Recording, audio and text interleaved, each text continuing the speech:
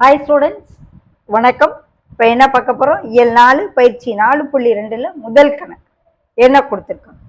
ABC = 7 centimetre அளவில் ஒரு கோட்டுத்துண்டு வரைந்து கோட்டுத்துண்டின் மீது பி என்ற ஒரு புள்ளியை குறிக்கும். ஒரு 7 சென்டிமீட்டருக்கு ஏபிங்கிற ஒரு கோடு வரைஞ்சிட்டு அதில் பிங்கிற ஒரு புள்ளியை குறிக்க சொல்கிறாங்க. பி வழியே ஏபி என்ற கோட்டுத்துண்டிற்கு செங்குத்து கோடு வரைக அப்படின்னு சொல்றாங்க. இப்ப என்ன செய்ய போறோம்?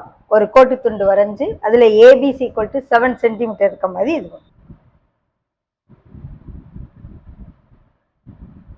இதுல ஏபிசி = 7 சென்டிமீட்டர் இருக்க மாதிரி குறிச்சுக்கிறேன். 1 2 3 4 5 6 7 ஏபிசி = எத்தனை சென்டிமீட்டர்? 7 சென்டிமீட்டர் இருக்கிற மாதிரி ஒரு கோடு வரைஞ்சாச்சு.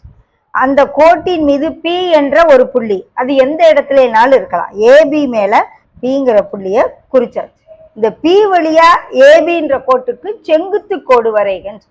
அப்ப இந்த நம்ம இந்த மூளை விட்ட மாதிரி இருக்கு இல்லையா, அதை எடுத்துக்கிறோம். இந்த கோட்டு மேல இருக்கணும், இந்த பி மேல இந்த கோடு இருக்கணும். இந்த கிடைமட்ட கோடு இந்த கோட்டு மேல இருக்கணும், இந்த பி மேல இந்த செங்குத்து கோடு இருக்கணும். இப்படி கரெக்டா வச்சுட்டு இதுக்கு நேர ஒரு கோடு நம்ம இழுத்துறணும்.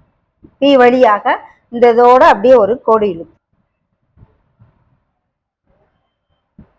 ஸோ பி வழியா இந்த ஏபிக்கு ஒரு செங்குத்து கோடு நம்ம வரைஞ்சிட்டோம் அப்படின்னு சொல்லி.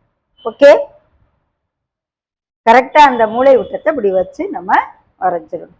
இதுதான் ஓகேவா? இப்ப எழுதுவோம். வரைமுறை எழுதணும். எப்படி எழுதணும்? படி 1, ஏபிசி = 7 சென்டிமீட்டர் அளவுள்ள கோட்டுத்துண்டு வரைந்தோம்.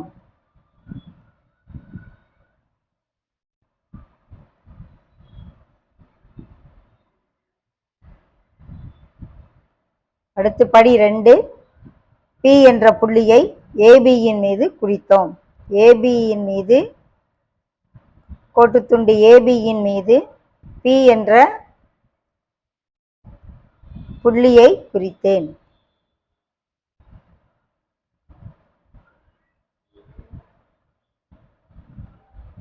ஓகே, பி வழியே படி 3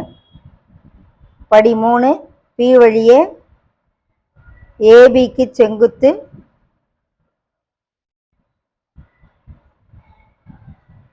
வரைந்தேன். அந்த இதை வச்சு நம்ம மூளை விட்டத்தை வச்சு வரைஞ்சது எழுது. அவ்வளவுதான்.